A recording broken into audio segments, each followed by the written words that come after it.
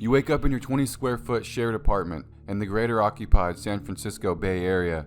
You woke up 3 hours early so you could scroll through Schwabgram and Doge Social, formerly X, formerly Twitter. You see that the Uyghurs have launched an all-out offensive on the Chinese mainland. Videos show brave Chinese troops engaged in battle against the dastardly Uyghurs. You like every video you see of the Uyghurs being defeated in battle, but you forget to like one. It shows Uyghur prisoners being killed. A message pops up on your phone. 100 social credit score lost, it reads.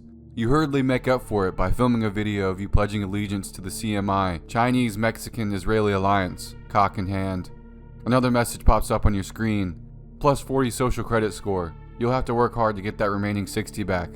But you're a loyal colonial citizen, so it won't be that hard. You hop out of bed and go to the kitchen to make some food. You grab some sawdust, 3D printed eggs, and Red 40. After you're done making your meal, you look back at your phone as you slurp. Your roommate walks into the kitchen. He smells of week-old sandwich meat. You ignore him and continue watching the Rizzler's apology video. He beat up his wife, who is a midget. Midgets are protected under the Little Person Protection Act of 2045. The Rizzler will probably face a death sentence for his crime. You push past your roommate, who is now melting. He has a condition called melting syndrome where he melts if he doesn't take medication. Millions of people were diagnosed with it after the Chinese dropped bombs filled with gas station boner pills. You brush your teeth with John Cena brand toothpaste. The tube has a screen on it that plays a loop of John Cena proclaiming that Taiwan is not a country and is in fact a part of China. The toothpaste is almost 100% Han Chinese semen. You brush your teeth and don't rinse your mouth out, per the directions. You rush out the door, catching a glimpse of your roommate, who is now a puddle on the kitchen floor. You secretly hope he dies, as he smells, and you want his new I, which stands for Israel, phone. You don't have a car, because San Fran was made a 15-minute walkable city under the new CMI regime. Soldiers patrol the street as you make your way to your favorite coffee shop, General Tso's Coffee. As you approach the door, you pull your pants down and spread your ass cheeks in front of the shop. The shop's butthole ID print system scans your unique Dookie star and unlocks the door. You walk in and begin your order of impossible coffee made from mouse pellets and industrial lubricant runoff. The barista making your drink, containing near fatal amounts of mercury and arsenic, is a failed OnlyFans star. One day she was using a Chinese-made vibrator containing a lithium battery. It exploded and blew her pussy clean off. She now works at General Tso's to make ends meet. She goes out back and scoops some oil out of the gutter and plops it in your coffee along with male breast milk and a sugar substitute made from the glands of the elderly. You've wanted to ask the barista out. At least say something more than just your order and thank you. She spins the screen around, revealing 3 tip options: 30%, 60%, and 110%. You pay the 110% tip for your coffee, which costs 50 social credit score. You turn around just before exiting the shop. Her elbows are resting on the counter. She's looking at her phone, uninterested in reality. But she's the most beautiful being you've ever seen. Her eyes are barely open. Is she drooling? You walk up to her and stand firmly in front of the counter. You've lost all your social skills, probably due to staying on Meta VR Life Simulator for more than 16 hours every day. You pull out your phone and ask the built-in AI assistant, custom built by Elon Musk, what to say. You scan her with your phone before she can see what you're doing. Your phone gives you an answer. She looks up, a pained but ultimately disinterested look on her face, as if she's being tortured by some unseen diabolical force or entity. You give your phone's answer. Hello, you say. I love your hair, it's very cute. Do the curtains match the drapes? If bacon were a girl, it would be you. Do you like memes? Dank memes? Do you like the Doge? The dog meme? I wanted to know if you wanted to go out with me, maybe this weekend? She stares through your soul with glazed eyes, 10,000-yard stare. She looks back at her phone for a few seconds, then back up to your waiting, half smile. I guess, she mumbles. You smile and hold your phone out to her so she can scan her number into it. She looks at her phone for a few seconds, then scans her number. I was thinking we could go to the reenactment of the invasion of Taiwan on Saturday. Your voice cracks as you finish the sentence. She looks up from her phone, but not at you. Another customer has entered the shop. She turns to you for a brief second. Okay, she says slowly. She then looks down at her phone, ignoring the customer waiting to order. You know, my dad was there, in Taiwan. She continues to look down at her phone. You think you see her face twitch. You turn around and walk out of the store, a slight pep in your step. You turn the corner and head to work. You walk, head down. watching the latest season of Housewives of Tijuana on your iShoes. A homeless man asks you for any spare Bitcoin. You decline and say you only trade Israel coin. He spins around, drops his Lockheed Martin brand pants, and shits on the ground. You spy some soldiers meandering about and call them over to detain him.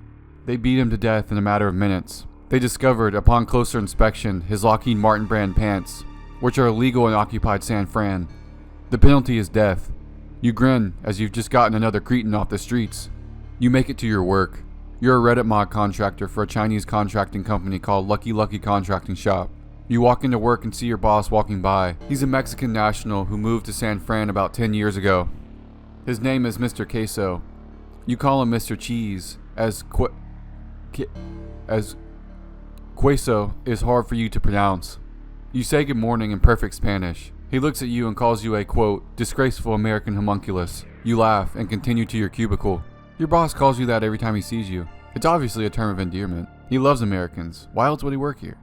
You make it to your cubicle, excited to start work for the day. You log into Reddit and start to search your assigned subreddits. The first one is r/rape fetish. There's a post that reads, "This is so weird, y'all are horrible people."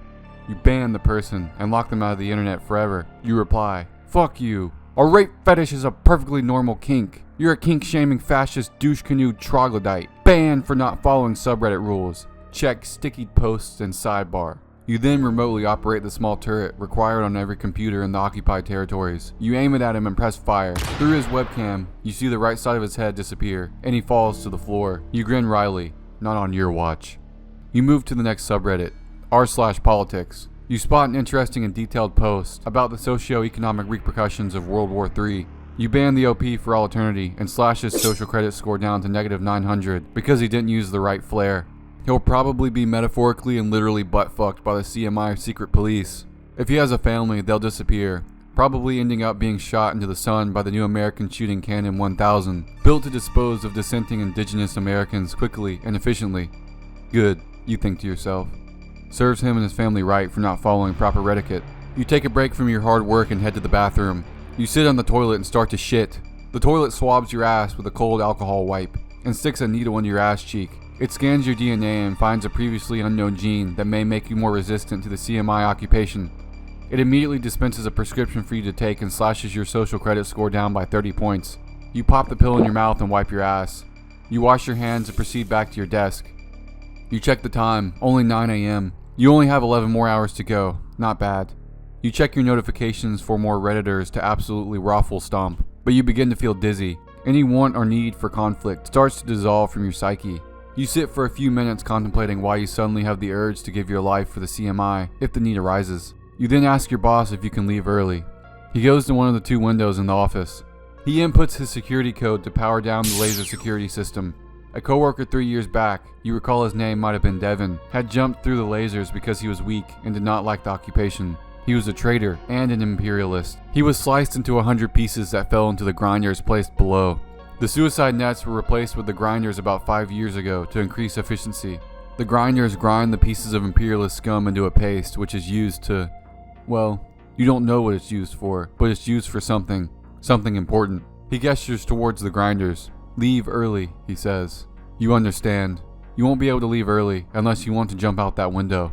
You value your perfect life on your CMI occupation. You politely decline and walk back to your cubicle. Fast forward 11 dizzy, headache-filled hours later, and you're ready to go home for the day. You get up from your desk and walk down the stairs. The stairs crumble as you descend. They crumble overnight and are repaired by the morning. No need to spend time on sound architecture. Less time on safe building practices. More time to spend on honoring the leaders of the new America. You walk out into the cool night. Digital billboards show autistic Chinese cyborgs raiding American resistance camps across the country.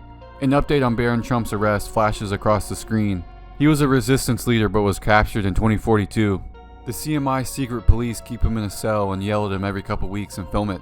You arrive at a grocery store to look for something quick to eat. You find a microwavable meal made from the meat of the country. You don't quite know what that means, but it sounds tasty. You pay 75% of your day's wage and leave the store. You get home and pop the pre-made meal into the microwave. You turn on the TV and sit down. You log on to World Economic Forum Plus. The only movie that's available is a documentary called How to Impregnate Sex Robots. You flip over to the series tab. The only series on there is called 2 Presidents, 1 Jar. It's a reality show where Donald Trump and Joe Biden's brains are placed in one jar of brain preservative. Their thoughts and emotions are routed through an interface that lets them interact with the world. You click on the 6th episode. You watched the other 5 yesterday on your 4 hours off. They're arguing about who has the bigger penis. You laugh, as they are brains with no other organs. You hop on your phone and check all your apps. You film your nightly pledge of allegiance to the CMI and post it. Your social credit score drops 100 points because you weren't upbeat enough. You pray to Carlos Santana, Mao, and Kevin Spacey. You lose 75 social credit points for not praying to them in a phonetic alphabetical order. You decide to take an evening walk to clear your head. About 5 minutes into your walk, you see a massive protest. You see a papier-mâché Donald Trump. You realize that this is a protest for the release of Donald Trump's brain from its glass prison. The protest is organized by the Israelis for Donald Trump's brain's release from its glass prison association. They all have spray tans in solidarity for their dear leader, Orange Jews. You start to feel unwell and decide to walk to the 24/7 doctor's office. You walk up to the building and scan your shithole. The AI doctor program immediately diagnoses you with gay retard syndrome and dispenses a pistol. Guns are banned except by doctor's prescription. You read the directions. Take 1 bullet by head immediately. You think for a second and decide to wait to take the prescription and head home. You remember your date this weekend and turn on your phone excitedly. You look for the barista's number hoping to send a goodnight text. You can't find it. Where is it? You scroll through your contacts frantically. Nothing. You open Schwabgram to calm your nerves. You tap the For You page. Images and videos of disabled people and literal porn hit your optic nerves. You see a notification that you missed earlier. You open it. It tells you that you followed a new account. It's the barista. She must have accidentally scanned your Schwabgram profile instead of her number. You click on her profile. Her profile pic is her naked, with no pussy. She has 8 million followers. You attempt to send her a message. You see a button that reads, Send message, 2,000 social credit score. That's a little under a year's salary. You think for a moment. You tap on the screen. Send.